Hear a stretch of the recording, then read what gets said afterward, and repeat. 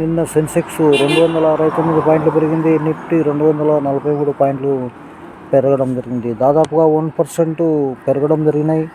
అదేవిధంగా నేటి బోర్డు సమావేశాలు NTPC, Rainbow Children's, Medicare, Ramky Infra, JK Cement ఇవన్నీ కూడా రిజల్ట్స్ ఉన్నాయి. ఇక జిఎంఆర్ ఎయిర్పోర్ట్కు పెరిగిన నష్టం, ఆ ఐఫోన్లకు 25% సుంకాన్ని విధిస్తామంటున్నారు ట్రంప్ గారు. అదేవిధంగా ఆర్బీఐ డివిడెండ్ 2,68,590 కోట్లు ప్రభుత్వానికి ఇచ్చారు. స్టాండర్డ్ గ్లాస్ ఆదాయం 171 కోట్లు. అదేవిధంగా మైక్రోసాఫ్ట్ ఇంజనీర్లు ఏఐ వ్యవస్థలు సిద్ధం చేశారు, వాటి వల్లే ఉద్యోగాలు కోల్పోయారంటూ ఉన్నారు. చెల్లింపుల వ్యవస్థ నియంత్రణకు 6 సభ్యుల బోర్డు. ఈ వారమంతా ఓవరాల్గా చూసుకుంటే కొంత ఒడిదుడుకులు ఉన్నప్పుడే అప్ ట్రెండ్ వెళ్ళడం జరిగింది. నమస్తే, థ్యాంక్ యూ వెరీ మచ్.